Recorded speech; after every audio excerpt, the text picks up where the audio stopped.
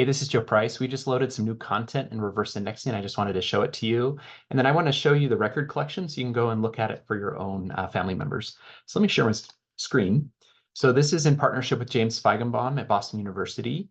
We're going to be trying to extract some information about educational attainment and some other variables.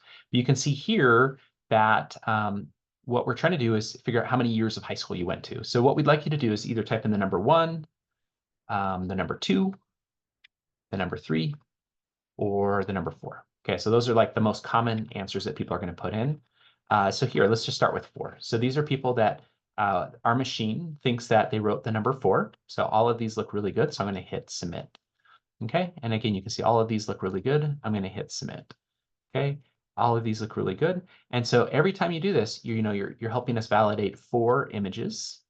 And actually, it looks like the machine's doing really awesome on 4. So let's go take a look at one of the other numbers. So here we'll type in 2. You can see these all look great. These all look great. Okay. And the thing I like about this is for beginners, this is a really great way for them to kind of learn to see how numbers can be written in historical records. Okay, so the 2s are pretty good too, it looks like. Let's try 1. 1's where it starts to get a little more sketchy. You can see that it kind of confuses it with the dash quite a bit, or a blank. So you can see I can mark those.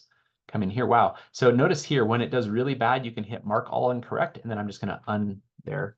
So it looks like we're doing pretty bad on the number 1. So you'll have to decide if you want to kind of wait in there. Let's try number 3. We haven't done that one yet. Okay, so you can see 3. Looks like here we got a blank. This is interesting because it's like a 3 and then a cross out. I think I'm going to leave that one okay as a 3, 3. That one's almost a 2, but it kind of looks, this is always kind of like a, ooh, man. No, I think that's gonna be a 2. Okay, and the nice thing is there'll be 3 people that will look at each of these images, and so you'll kind of your answer will be kind of compared with what other people are thinking.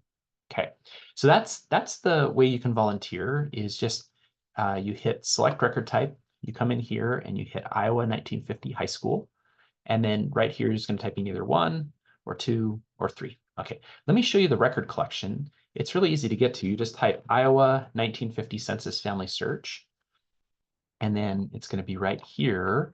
And then you can search for one of your family members. So my wife's a Grossnickel, and our family is related to all the Grossnickels. I thought it might be cool to come in here and see who's there.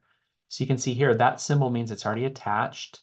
This symbol means there's a record hint. So if you feel comfortable doing record hints, this could be a great opportunity to go and maybe attach this record to the tree. You can come in here, and you can see Maryland, living in Iowa, Booth Township.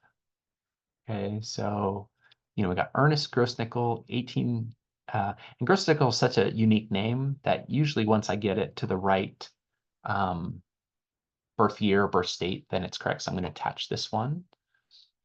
Okay, and then let me show you what these images look like. So if we click on the image for this record, this will kind of give you the context of what the reverse indexing task you're doing is. So you can see right here, this person went to 10 years of common school.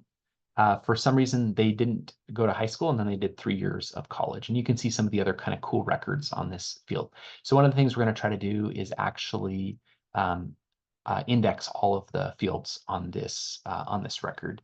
And actually, it's kind of cool. You got church affiliation. I don't know. I can't read that. I'm so bad at reading handwriting, which is why I'm so grateful for some of the tools that kind of make it easier to participate in indexing. But yeah, you can kind of see this is a really cool record. And so again, like what we have here is a volunteer opportunity where you can help us create training data and validate the output from our machine learning model. And then I also just wanted to highlight this kind of pretty cool collection that you can use to maybe see some more about what your some information about your family from this 1950 Iowa census. So thanks for helping with this project. We hope you have a great experience, and are super grateful.